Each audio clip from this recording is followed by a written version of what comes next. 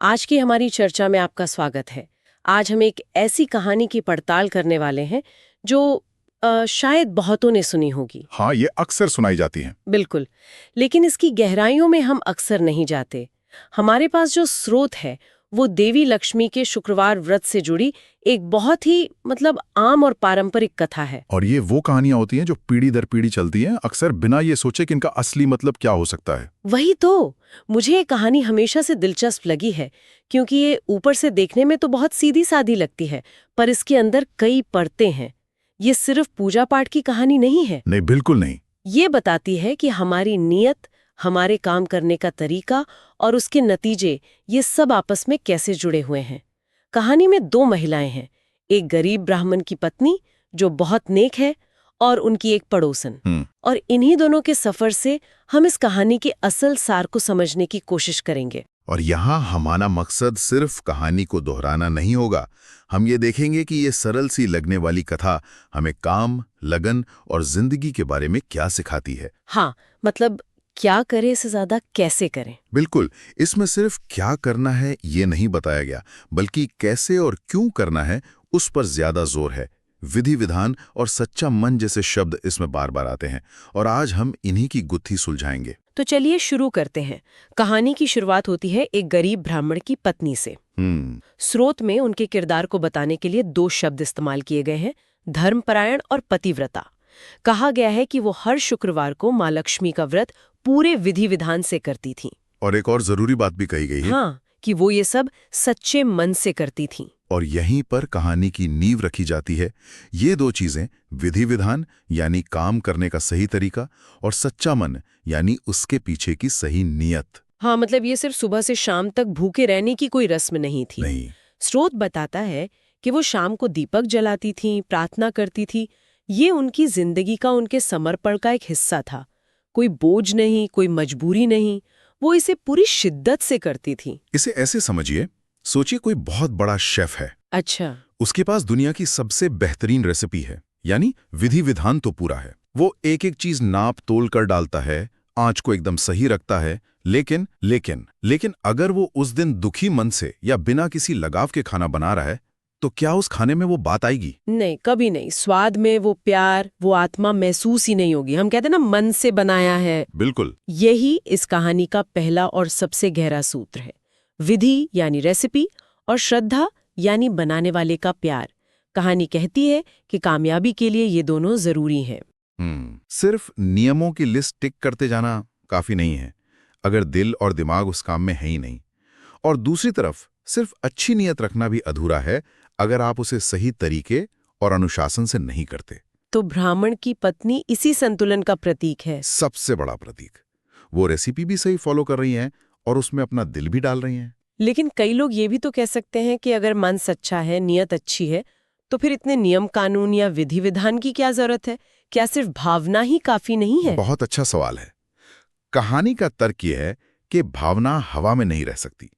उसे जाहिर करने के लिए एक ढांचे की, एक अनुशासन की जरूरत होती है। अच्छा। जैसे सोचिए, एक महान संगीतकार है, उसके दिल में बहुत सुंदर धुन है, यानी सच्चा मन तो है, लेकिन अगर उसे सुर ताल का ज्ञान नहीं, अगर उसने रियाज नहीं किया है, यानी विधि विधान नहीं सीखा है, तो वो उस धुन को दुनिया तक पहुंचा ही नहीं पाएगा। हाँ, वो धुन तो उसी के अंदर रह जाएगी। उसे जाहिर करने के लिए हुनर और अनुशासन तो चाहिए ही। समझ गए। विधि वो जरिया है जिससे भावना दुनिया के सामने आती है। आपने एकदम सही पकड़ा। ये संतुलन ही असल साधना है। और ये बात सिर्फ पूजा पाठ तक सीमित नहीं, जिंदगी के हर पहलू पर लागू होती है। ये संतुलन वाकई दिलचस्प है। लेकिन हर कहानी में एक मोड़ आता है ना? हाँ, बिल्कुल। और यहाँ वो मोड़ पड़ोसन के आने से आता है। ब्राह्मण की पत्नी तो सब कुछ सही कर रही थी, पर वो इस अच्छी आदत को बांटना चाहती थी। उन्होंने अपनी पड़ोसन को भी ये व्रत करने की सलाह दी। पड़ोसन मान भी गई और उसने व्रत रखना शुरू कर दिया। पर यहीं से चीजें बिगड़नी शुरू होती हैं। हाँ, क्योंकि वो रेसिपी का सिर्फ बाहरी ढांचा अपनाती है, उसकी आत्मा को नहीं। स्रोत में उसकी गलतियों का बहुत साफ साफ जिक्र है। हाँ, दो बातें साफ लिखी हैं। पहली, उसने साफ सफाई का ध्यान नहीं रखा। और दूसरी पूजा में भी लापरवाही बरती। बस ये 2 बातें। और और कहानी कहती है कि इसका नतीजा ये हुआ कि माँ लक्ष्मी उससे अप्रसन्न हो गई। और घर की बरकत जाने लगी। हाँ, देखते ही देखते। और ये कहानी का सबसे कह सकते हैं नाटकीय हिस्सा है। ये बहुत सीधे सीधे कारण और परिणाम का रिश्ता दिखाता है, कोई बीच का रास्ता नहीं। एक्शन और उसका सीधा रिएक्शन। बिल्कुल। लापरवाही का नतीजा, घर में कंगाली और दुख का आना। 1 मिनट, क्या ये थोड़ा कठोर नहीं लगता? सिर्फ साफ सफाई ना रखने और पूजा में थोड़ी लापरवाही बरतने की सजा, घर से धन धाने का खत्म हो जाना। आज के जमाने में तो लोग इसे अंधविश्वास कहकर खारिज कर सकते हैं। आपका सवाल बिल्कुल जायज है। अगर हम इसे शब्दशः देखें तो ये कठोर लग सकता है, लेकिन कहानी के गहरे मतलब को समझें तो साफ सफाई सिर्फ धूल हटाने का काम नहीं है। तो फिर क्या है? ये सम्मान का प्रतीक है। जब आप किसी खास मेहमान के आने पर घर साफ करते हैं तो आप सिर्फ गंदगी नहीं हटा रहे होते, आप ये दिखा रहे होते हैं कि वो मेहमान आपके लिए कितना जरूरी है। सही बात है। और पूजा में लापरवाही का मतलब सिर्फ मंत्र भूलना नहीं है। इसका मतलब है कि आपका ध्यान कहीं और है, आप उस काम को अहमियत नहीं दे रहे। मतलब ये लापरवाही एक तरह से अनादर का प्रतीक बन गई कि आप जिस चीज से कुछ पाने की उम्मीद कर रहे हैं उसी को सम्मान नहीं दे रहे हैं। बिल्कुल। कहानी के तर्क के हिसाब से ये गलतियां सिर्फ गलतियां नहीं हैं, ये रवैये का सबूत हैं। ये दिखाती हैं कि पड़ोसन का सच्चा मन गायब था। वो शायद सिर्फ ब्राह्मणी की पत्नी की नकल कर रही थी, या शायद ये सोचकर व्रत कर रही थी कि चलो ये करने से कुछ फायदा हो जाएगा। उसकी नीयत में और उसके काम करने के तरीके में कोई तालमेल नहीं था। इसीलिए कृपा उस तक नहीं पहुंची, बल्कि उसकी हालत और खराब हो गई। ये एक बहुत शक्तिशाली संदेश है कि आधे अधूरे मन से और बेपरवाही से किए गए काम का नतीजा अक्सर शून्य नहीं बल्कि नकारात्मक होता है। ये तो बहुत गहरी बात है। तो जब पड़ोसन की हालत बिगड़ने लगी, घर में मुश्किलें आने लगी, तो जाहिर है वो परेशान होकर वापस ब्राह्मण की पत्नी के पास गई। उसने पूछा कि मैं भी वही व्रत कर रही हूं जो तुम करती हो, पर मेरे साथ ऐसा क्यों हो रहा है? और मुझे कहानी का ये हिस्सा सबसे अच्छा लगता है। क्यों? क्योंकि ब्राह्मण की पत्नी उसे कोई महंगा उपाय या जटिल कर्मकांड नहीं बताती। नहीं, वो उसे किसी पाखंड में नहीं उलझाती। वो बस उसे मूल बात पर वापस लाती हैं। वो कहती हैं शुक्रवार व्रत को श्रद्धा और नियम से करना चाहिए, बस। सिर्फ इतनी सी बात? हाँ, कोई लंबा चौड़ा भाषण नहीं, कोई डांट फटकार नहीं, बस वही सिद्धांत दोहराया जो वो खुद जी रही थी। ये सुनकर पड़ोसन को जैसे आईना दिख गया। उसे अपनी गलती का एहसास हुआ। उसे समझ आ गया कि कमी व्रत में नहीं, उसके करने के तरीके में थी। और वो फिर से व्रत करने का फैसला करती है, लेकिन इस बार कहानी कहती है पूरे मन से। ये कहानी का दिल है मेरे हिसाब से। यहाँ कहानी किसी को हमेशा के लिए बुरा या नाकाबिल घोषित नहीं करती। सही बात है। ऐसा नहीं है कि एक बार गलती कर दी तो दरवाजे हमेशा के लिए बंद हो गए। नहीं, इसमें सुधार का, प्रायश्चित का एक साफ रास्ता दिखाया गया है। पड़ोसन का वापस जाकर सवाल पूछना ही उसकी पहली जीत है। ये दिखाता है कि उसमें सीखने की इच्छा है, वो अपनी गलती मानने को तैयार है। और समाधान भी कितना सरल और शक्तिशाली है। कोई बाहरी मदद नहीं, कोई चमत्कार नहीं। समाधान आपके अपने अंदर है। हाँ, बेहद सरल। अपनी विधि सुधारो और अपनी भावना को शुद्ध करो। अपने काम करने के तरीके को ठीक करो और उसके पीछे की अपनी नीयत को साफ करो। ये एक बहुत उम्मीद भरा संदेश है कि चीजों को ठीक किया जा सकता है। बिल्कुल।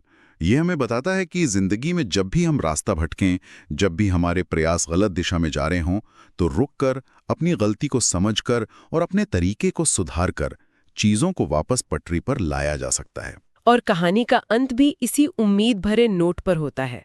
जैसे ही पड़ोसन सही तरीके से, मतलब पूरे विधि विधान और सच्ची श्रद्धा के साथ व्रत करने लगती है, तो नतीजे भी तुरंत बदलते हैं। हाँ, कहानी कहती है कि माँ लक्ष्मी उस पर प्रसन्न हो जाती हैं। असर तत्काल होता है क्योंकि एक्शन बदल गया है, कारण बदला तो परिणाम भी बदल गया। और उसके घर में फिर से धन धान्य, सुख शांति लौट आती है। जो कुछ उसने अपनी लापरवाही से खोया था, वो उसे अपने समर्पण से वापस मिल जाता है। लेकिन कहानी यहाँ खत्म नहीं होती है। एक और खूबसूरत बात है अंत में। लिखा है कि इसके बाद दोनों स्त्रियां मिलकर हर शुक्रवार को साथ में व्रत करने लगीं। और ये भी एक छोटा सा लेकिन बहुत महत्वपूर्ण पहलू है। ये सफर जो एक व्यक्ति की गलती और सुधार से शुरू हुआ था, वो अब एक सामुदायिक अनुभव बन जाता है। अच्छा, ये मैंने ऐसे नहीं सोचा था। ये साथ मिलकर पूजा करना, आपसी सहारा, एक दूसरे को सही रास्ते पर बनाए रखने और एक साझा विश्वास का प्रतीक है। ये कहानी को सिर्फ एक व्यक्तिगत साधना से उठाकर एक सामाजिक सद्भाव तक ले जाता है। तो कहानी का जो अंतिम संदेश स्रोत में दिया गया है वो इसके पूरे सार को एक लाइन में बांध देता है। क्या है वो?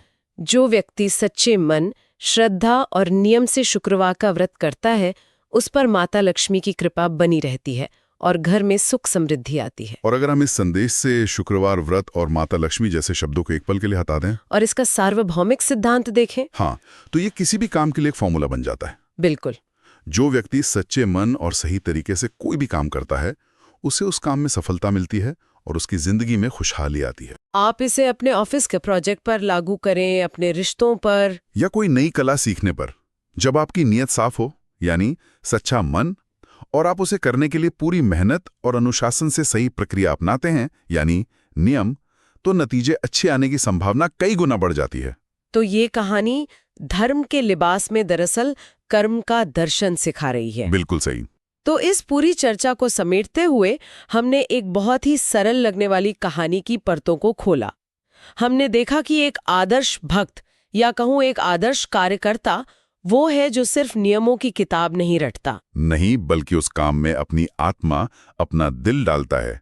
वो प्रक्रिया और जुनून दोनों को साथ लेकर चलता है। फिर हमने देखा कि आधे अधूरे मन से या लापरवाही से किया गया काम कैसे सिर्फ बेकार नहीं जाता बल्कि नुकसान भी पहुंचा सकता है। कहानी के नजरिए से ये सिर्फ एक चूक नहीं, बल्कि उस काम के प्रति अनादर का भाव है। और सबसे जरूरी बात, हमने गलती को सुधारकर वापसी करने की एक बहुत ही ताकतवर और उम्मीद भरी प्रक्रिया को समझा। इस कहानी का सार शायद यही है कि किसी भी काम की सफलता सिर्फ इस बात पर निर्भर नहीं करती कि वो बाहर से कैसा दिख रहा है, बल्कि इस पर कई ज्यादा निर्भर करती है कि उसे करने वाले की भीतरी निष्ठा, उसका अनुशासन और उसका समर्पण कैसा है। आपने इसे बहुत अच्छे से समेटा है और इस पूरी बातचीत से मेरे मन में एक आखिरी सवाल उठ रहा है जो शायद हमारे श्रोता भी सोच सकते हैं। जरूर। हमने इस कहानी के सिद्धांत को बार बार जिंदगी के दूसरे पहलुओं से जोड़ने की कोशिश की। तो सवाल ये है, क्या वाकई ऐसा होता है? क्या हमारे इरादे की शुद्धता और हमारे प्रयास की गुणवत्ता, यानी हमारा सच्चा मन और हमारा विधि विधान, वास्तव में हमारे जीवन के परिणामों को उतना ही सीधे तौर पर प्रभावित करते हैं जितना इस कहानी में पड़ोसन के जीवन को किया? ये सोचने पर मजबूर करने वाला सवाल है, क्योंकि असल जिंदगी में कई बार हम देखते हैं कि लोग पूरी मेहनत और अच्छी नीयत से काम करते हैं, फिर भी शायद सफल नहीं हो पाते। हाँ, ऐसा होता है। और कभी-कभी गलत तरीके अपनाने वाले भी आगे बढ़ जाते हैं। तो क्या ये कहानी सिर्फ एक आदर्श दुनिया की तस्वीर है, या इसमें कोई ऐसी सच्चाई छिपी है जो हमें पहली नजर में दिखाई नहीं देती?